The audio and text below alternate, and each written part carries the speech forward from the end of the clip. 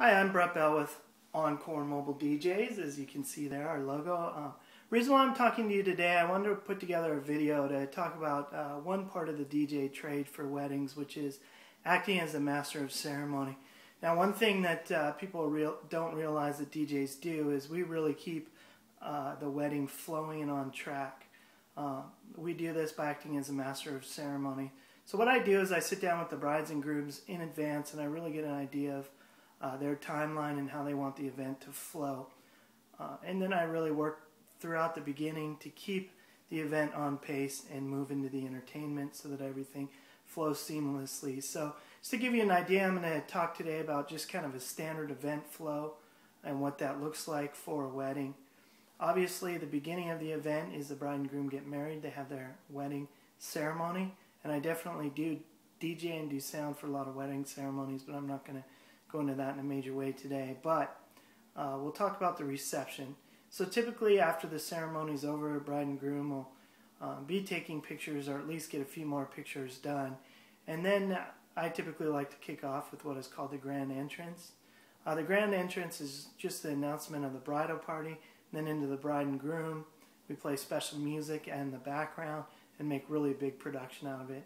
Do fun songs like the Rocky theme or Mission Impossible. Many different options there as we announce the bridal party first, and then switch to a different song and announce the bridal party entrance. It's just an amazing thing to come in and see all your friends applauding and clapping and see their faces as you enter the event for the first time as husband and wife. So typically after that there's cocktail or hors d'oeuvres at this time that is going for a little while, so I'll play cocktail music in the background. You know, we can go with whatever your preference is, but typically I like to just play maybe classical or jazz or something that just really makes it classy, or maybe some more ambient techno beats. Play it down low because really the focus of this time is for people to socialize and mingle and talk. And then soon after that we have dinner, which sometimes can be kicked off with a blessing. And also sometimes the parents or father of the bride will like to welcome the guests. Then you go into dinner. Find at this time it's nice to announce by tables. If it's a buffet, kind of keeps things orderly. Also, the other thing is making sure that your really important guests eat first. For instance, I've been to a wedding before where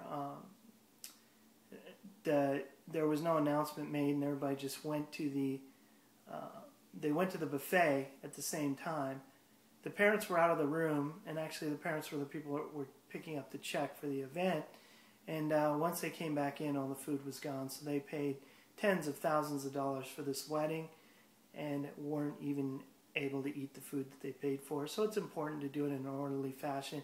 As a DJ, it can help you do it by tables, or if you're doing plated service, that's definitely good as well, and don't have to worry about it there.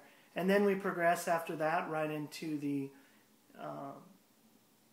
toast by the best man and the matron of honor, and whoever else wants to do toast at that time. Provide you with the microphone for that. After that, typically go into the cake cutting, and then as cake is being dished out, we go into the first dances. Typically, it'll start off with the first dance of the bride and groom dancing together. You can dance together the whole song or invite people to join you. And then after that, you can go into the father-daughter dance, the mother-groom dance, and then I like to kick off into the bridal party dance, get the whole bridal party dancing, and then have them go out and get the party started, bringing everybody else in.